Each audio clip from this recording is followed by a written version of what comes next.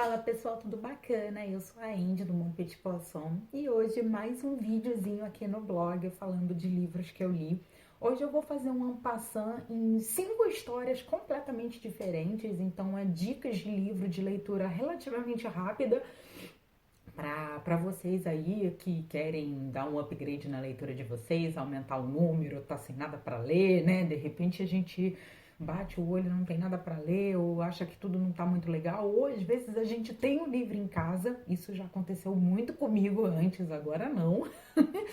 Mas antes eu tinha o livro, olhava para ele e falava, ai, acho que eu não vou ler. Aí de repente eu via um colega, né, ou um vídeo, ou li uma resenha num blog, e eu falava, gente, esse livro tá lá em casa e eu não li. Então a ideia hoje é falar isso. São 5 livros de diferentes temas que eu achei ok, tá? Não foram livros que eu amei. Acho que a história de cada um deles é muito sensata. Então eu acho que vale a pena dar uma chance de leitura neles, entendeu?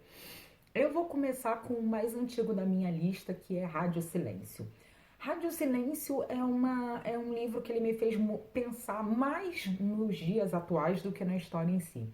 A história do Rádio Silêncio fala de duas pessoas, vamos dizer assim, dois adolescentes, e um deles é bem nerd, que cria um podcast, e esse podcast passa a ser um sucesso, e uma menina super fã descobre que é o seu vizinho que é o dono do podcast, né? Enfim. Só que ela gosta de fazer desenho, então ela faz os desenhos dela sobre a história que ele conta lá na Rádio Silêncio, né? Que é o nome do podcast. Ele começa a se sentir pressionado, tanto ele quanto a menina, né? Mas ele mais, o rapaz. Ele tem muitos problemas dentro de casa e a gente vê isso ao longo da história. Então, o momento que ele grava o podcast é realmente um momento de prazer para ele, mas essa pressão da galera, os comentários negativos e tal, acaba fazendo com que ele se sinta mal. E a história vai evoluindo até o momento que descobrem quem ele é e a vida dele vira um inferno. E enfim, eu vou parar por aqui sobre essa história. Como eu falei, não foi um livro que eu amei, mas eu gostei mais do tema. Eu acho que é um tema muito hoje das redes sociais. A gente realmente senta no computador hoje e as pessoas não têm noção de quanta palavra machuca. Na verdade, eu acho que a palavra dói mais do que você bater numa pessoa. A rede social virou um pouco isso. Ninguém quer mais dialogar, todo mundo só quer impor a sua opinião, fazendo a vida das pessoas um inferno. Todo mundo o tempo todo sendo julgado e julgando. Então a rede social que veio algo maneiro pra gente conhecer o mundo inteiro, ela virou algo muito estranho, ela virou algo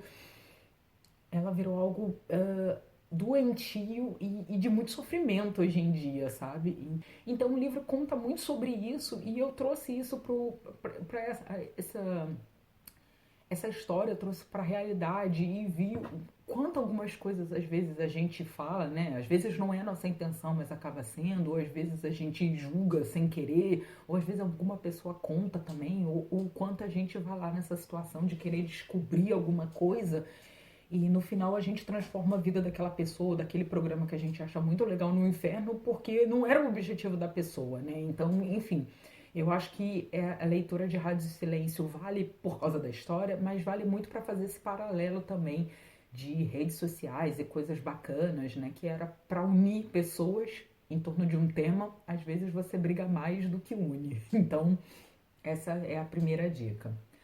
A segunda dica é um livrinho bem fofinho chamado Sui, que foi escrito pela Lupita, né? Na verdade, gente, é um livro que é muito triste em 2019 você ter que escrever um livro sobre isso, falando de preconceito, né? Principalmente porque a história lá é sobre uma garotinha, acredito que se passe na África do Sul ali, né? Principalmente nas regiões africanas, mas a gente pode botar a mesma coisa aqui no Brasil, uma garotinha negra que sofre bullying na escola porque ela é negra, então ela fica rezando e pedindo para que ela fique mais clara. E aí a mãe, né, vai contar uma história porque existem pessoas diferentes e não sei o que, e vai fazer uma relação entre o sol e a lua. Então é uma história muito bonita, uma história muito tocante, mas assim, é triste você ter que ler em 2019 sobre isso, né? Essa coisa de preconceito, essa coisa de você avaliar o outro pela cor da pele, não pelo que ele é capaz, né? Tipo assim, Tipo, isso é bem doído. É um livro super fininho, é uma história super rápida. Eu acho que de todos os livros que eu vou falar aqui, gente, esse você lê assim, no estalar de dedos, é bem pequenininho. O que é um amor são as imagens. Nossa, a pessoa que fez as imagens tá de parabéns, porque elas são lindas, são muito bonitas mesmo. São o que você fala, "Ah, quero guardar todas elas num potinho." O terceiro livro é O Ano da Graça. Eu não vou fazer. Assim, gente, eu quero falar aqui uma coisa. Eu não li o conto da Aya. Eu não vi The Handmaid's Tale. Mas pelo que eu já li, pelas coisas que eu já ouvi, pelos vídeos de outros blogs falando sobre, O Ano da Graça pra mim seria uma versão bem mais simplista de O Conto da Aya, tá? O Ano da Graça é uma versão que a gente pode usar de sempre, de como a mulher é subjugada. A história se passa em algum ponto que a gente não sabe se é no presente, se é no passado, se é no futuro, mas é um vilarejo onde toda vez que as meninas fazem 15, 16 anos, elas são levadas para um território do vilarejo mais longe, porque os homens, o conselho da cidade, diz que as meninas com essa idade, 15, 16 anos, ela tem uma magia dentro delas e elas estão lá para tentar os homens, né? Enfim, então elas precisam ficar esse ano longe para que essa magia saia delas, né? É uma coisa meio louca assim. E aí toda menina que passa por isso é chamado de o ano da graça. Então o ano que a menina vai para esse lugarejo aí, esse campo de concentração, porque é quase isso, é o ano da graça de cada uma das meninas. E lá nesse campo elas vão começar a aprender algumas coisas, elas vão tomar a realidade de outras.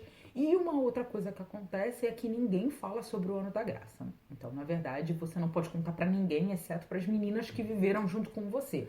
E aí você começa a perceber, né, à medida que a história vai passando, que tem muita coisa que é criada para aquilo, entendeu? E parece que todo mundo sabe, porque depois que todo mundo volta e ninguém muda. Então, é para mostrar que é aquela coisa de algumas pessoas decidem e a vontade delas vale para todo mundo, entendeu? Eu bato no peito e digo que tem que ser assim e é assim. Porque, na história eu sou homem, né? Os homens lá mandam. E segundo, eu tenho um poder. Por isso que eu falei que seria, entre aspas, o conto da Aya, tipo assim, o pré-conto da Aya. Porque eu acredito que começa assim, entendeu? Começa com essa limitação, as mulheres aceitaram, né, na ideia lá do conto da Aya, né, algumas coisas foram acontecendo, foram sendo aceitas e passou a ser normal. Então eu acho que essa história é um pouco isso também, né, como algumas coisas são ditas, ninguém questiona, passa a ser normal e aí você leva uma vida de 5, 10, 15, 20, 30, 50 anos, ou até mais, seguindo os mesmos preceitos porque alguém escreveu assim lá atrás e ninguém levantou e falou, não, peraí, filho, da onde você tirou isso? Então, eu acho que o que eu volto com esse livro é realmente a capacidade que a gente, enquanto cidadão, homem e mulher, a gente tem que levantar, assim, a mão para, né, e ir contra coisas absurdas, porque se a gente não fala no momento que está surgindo, fica difícil a gente falar depois que já tem anos e anos que aquela prática acontece. Então, no livro é mais ou menos isso, entendeu? Já tem anos e anos que aquela prática acontece, a menina lá, né, a protagonista, ela meio que quer mudar aquilo, mas é uma coisa que vai ter que ser passo a passo. Enfim, o livro vai contando algumas histórias interessantes, então é uma leitura bem rápida também, vale bem a pena. Bom, mais um livrinho aqui da minha lista é Teto para Dois. Esse livro eu li totalmente sem pretensão, é um livro New Adult, que eu gostei bastante desse livro, porque esse livro, gente, ele fala de uma coisa que é bem comum aqui na Europa, que é as pessoas alugarem apartamento, estúdio e casa com mais quartos para dividir com pessoas que ela não conhece. Seja porque tá precisando de dinheiro, seja porque o espaço é grande, enfim. E aí a gente tem duas pessoas que vão fazer isso. Uma menina tá saindo de um relacionamento, ela precisa de um lugar para morar, e um rapaz está precisando de dinheiro. Então ele bota um anúncio dizendo que precisa de uma pessoa, que ele trabalha de noite Então, na verdade, essa pessoa vai ter um apartamento assim de 5 horas da tarde, mais ou menos, né? A hora que ele sai para trabalhar, até tipo 8, 9 horas da manhã, que seria a hora que ele volta só para ela. Então ele não vai estar lá porque ele trabalha, que não sei o que não sei o que lá. Enfim. E a gente vai vendo muitas coisas acontecerem. Uma coisa que eu achei bem legal é que tem uma situação bem interessante nesse livro que eu gostei que a autora, ela deu algumas soluções de como as pessoas dentro do problema, eu não vou contar qual é o problema para não dar spoiler, podem ir atrás de ajuda. Isso é uma coisa que eu sempre bato muito na tecla, que os autores eles rascunham sobre problemas, seja relacionamento, seja, sei lá, suicídio, seja depressão, seja, enfim, problemas de transtorno e tudo que você quiser colocar, só que ele nunca fala como é que a pessoa pode ser ajudada. Nunca tem um amigo assim, ai, de repente o cara estava na internet e entrou uma página que dizia que você pode ligar para o número X. Precisa muito ser mirabolante, sabe? Mas uma linha de ajuda. Porque muitas vezes existem jovens, pessoas que estão lendo, que estão naquela situação, elas se veem no protagonista, só que como o protagonista não sabe o que fazer, ela não vê uma oportunidade de sair. E aqui a autora, claro, ela não destrincha bizarramente sobre o assunto e tal, mas ela dá essas possibilidades. Olha, você pode fazer isso, vamos fazer isso. Amigos e pessoas, e enfim, a gente vê ali essa rede junto dela. E isso que eu achei que foi muito legal nesse livro. O livro é bem fofo, o livro é bem romântico. O livro, apesar desse problema aí, dessa solução, mas o livro é bem romântico, o livro tem detalhes muito interessantes, mas o meu ponto alto para esse livro foi isso. A autora dá algumas opções, ela não diz que vai ser fácil, ela diz que leva tempo, que né, a pessoa dentro do problema vai ter que batalhar, vai ter que melhorar, vai ter que se esforçar, mas ela dá uma pequena solução da onde a pessoa naquele estado pode começar a procurar ajuda. E, para terminar, vou falar de Nevermore. Nevermore é o único aqui que é uma série, então esse é o primeiro livro. Ele é uma história infanto-juvenil, um pouco ligada de magia e mundos fantásticos. Não tem nada a ver com Harry Potter, apesar de ter magia, não tem castelo, não tem nada disso. Mas a história fala que existem alguns mundos e num determinado mundo a protagonista é uma criança amaldiçoada. Ela é uma criança amaldiçoada, então quando eles completam 16 anos, né, todas essas crianças amaldiçoadas, além de todos os problemas que elas causam, elas morrem misteriosamente. Todas elas não passam ali de 15, 16 anos. E aí a nossa protagonista, quando tá na véspera lá de morrer, acontece alguma coisa, ela é meio que raptada, entre aspas, para ir para Nevermore. Nevermore é como se fosse um outro mundo, e lá ela vai aprender sobre magia, vai ter amigos, vai ter família, tudo que ela não teve na vida dela, ela vai começar a ter lá e, enfim, né, ser treinada para ser uma pessoa da sociedade, porque tem uma sociedade secreta lá e ela está sendo escolhida para ser aprendiz. E claro que ela quer saber qual é o talento dela, o que ela pode fazer, e aí é onde o livro vai desenvolver isso, por que ela é uma criança amaldiçoada, qual a importância disso, pereré, papão duro. O livro, ele foi bem arrastado. Eu acho que para um livro infantil, nossa, foi difícil de ler, porque ele foi muito arrastadinho, eu esperava muito mais da leitura. A história, de certa forma, ela me pegou, mas por ela ter sido arrastada, nossa, eu li um pouquinho, parava, li um pouquinho, parava, então foi bem cansativo nesse ponto.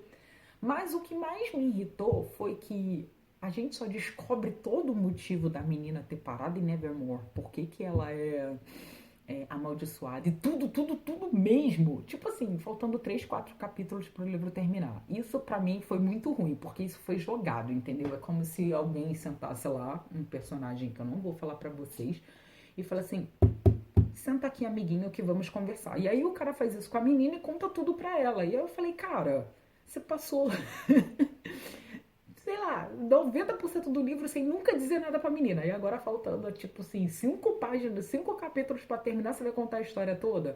Então isso pra mim que foi o horrível deste primeiro livro, entendeu? foi que a autora fez uma escrita bem enrolada pro público dela. Segundo, a história demora muito para mostrar o que veio, entendeu? Mostrar as respostas. Ela só vai dar resposta no final do livro. E isso para mim que foi meio que decepcionante, entendeu? Porque quando chegou no final, agora eu vou te contar tudo. Eu falei, vai ser assim mesmo, Brasil? E foi. Então, não sei se eu vou continuar pro segundo livro. Vamos ver quando ele sair se eu vou estar ou não animada.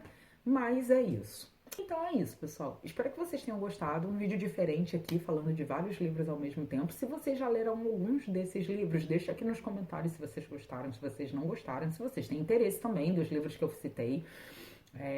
Coloquem aí. E é claro, se você ainda não está inscrito no canal, inscreva-se, clica no sininho para ativar todas as notificações. Deixa aquele joinha super legal aqui no vídeo. E é isso, eu vou ficando por aqui. Aproveita para seguir aí todas as redes sociais do blog para você saber quando tem vídeo novo e post e tudo isso. E até o próximo vídeo aqui do canal. Au revoir!